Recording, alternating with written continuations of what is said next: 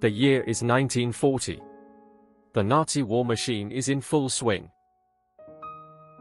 Europe falls under a dark Nazi cloud. As the Nazis invade Europe, Hitler sends cadres of German musicologists in their wake. Their task, to seize antique violins and other instruments wherever they can be found. The operation is known as Aktion. And the special task force is known as Sonderstabmusik, whose purpose is to collect together Europe's best musical instruments and musical scores, with the goal of housing them all in a planned university in Linz, Austria, Hitler's hometown. The musicologists' training enables them to determine the make, year, and authenticity of these instruments, and determine which are best suited for the planned university. The university was never built, but the Nazis hoarded the instruments in a warehouse in occupied Paris during the war.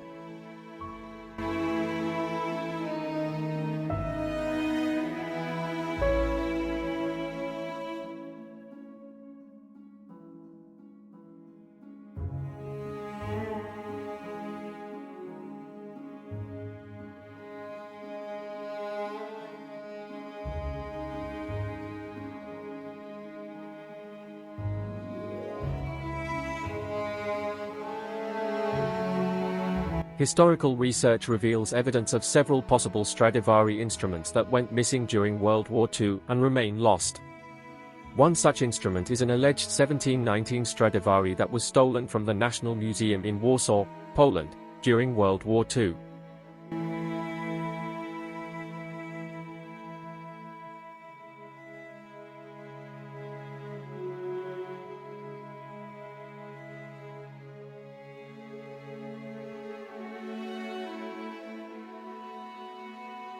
When Nazi submarine crews emerged from the depths, they were welcomed by bands playing on looted instruments, records show. After World War II, claims for stolen instruments began to pour into US and Allied authorities.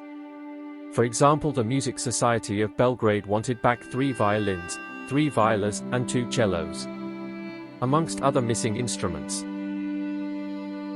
Benko Kolomas of Belgrade complained that his Stradivarius violin, a family heirloom since 1800, was looted during the war and sent to Germany. The French government also compiled a list of 88 looted instruments, including 10 Stradivarius, 6 Amatis, and 2 Guarneris. Among them was a 1725 Guarneri owned by a French resistance fighter called Monsieur l'Attaque. None of these instruments was returned. Occasionally the US military located a confiscated rare violin, such as a 1719 Stradivarius. The US military also recovered a stolen Stradivarius from the widow of SS officer Theodore Blank after raiding her home in Olszena. But sadly many victims had lost their violins forever. Francis Okos was a Hungarian violinist who survived the concentration camps. His Galliano was stolen by the Nazis and he never managed to recover it. Simon Gledworth from Vienna had to flee to America. His Stradivarius got left behind. The stealing of a precious instrument is not just the stealing of someone's property, but the stealing of memories and humanity. In a very real sense, this is more brutal than financial theft. It's about erasing identity. Because violins are more difficult to identify than works of art, which have titles, dates, and subjects, an owner whose instrument was looted was hard-pressed to identify definitively any missing violin. Many of the victims of these thefts include musicians, museums, and schools.